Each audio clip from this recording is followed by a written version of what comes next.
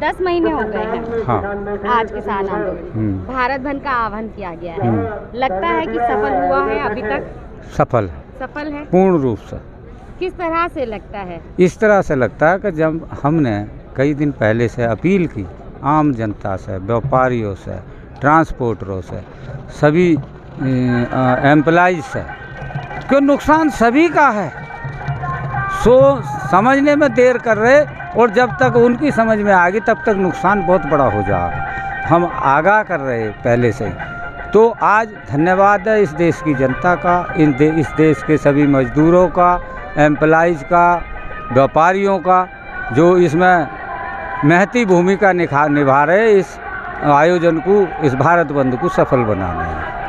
10 महीने हो गए हैं काले कानून को लेकर, अब की जो मांगे हैं, लगता है वो 10 महीने बाद भी सुनवाई नहीं हुई पूरी होगी? तो 2022 तक उस तो बैठ जाएंगे, 24 तक क्या बात होगी, 24 में तो मानेंगे। 2024 तक आप बैठेंगे? नहीं, बिल्कुल पक्का है। अगर आपकी मांगे नहीं मानी तो चुनाव होता रहो, कहीं होता रहो, हम तो आंदोलन करते रहेंगे। चुनाव होगा, वोट डालने जाएंगे? वोट डालेंगे, अरे ना गाँव में ना घुसन देंगे बेटे, अभी तो आन तो दे वो टाइम।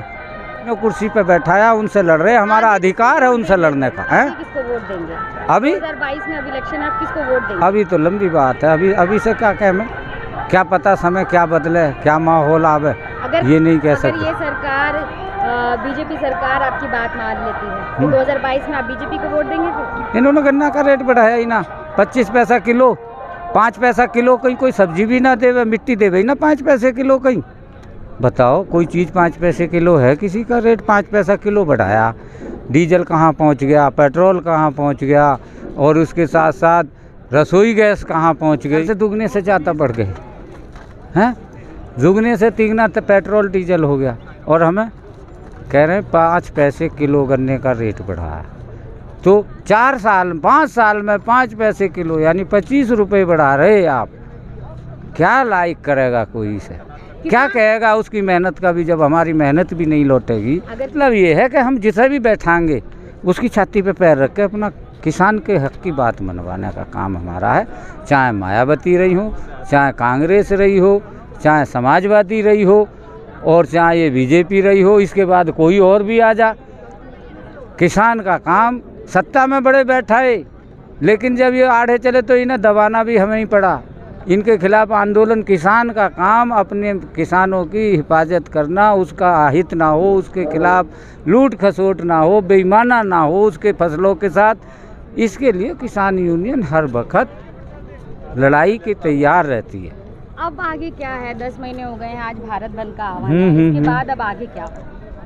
देख, सरकार तो बुरी तरह से हाँप रही, घोटों के बल गिर गई सरकार। अब बचाव का रास्ता सोच रहे, अब ये कुछ ना कुछ जरूर करेंगे। अरे इनकी घंटी तो बज गई, घंटी बज गई इनकी, खतरे की घंटी बज रही। अब मंदिर में पूजा ना हो रही इनसे, इनकी घंटी बज रही, आप ही बजो जा। तो इन्हें डिसीजन किसान के हक में लेना होगा, किसान की तरक्की का रास्ता खुलेगा।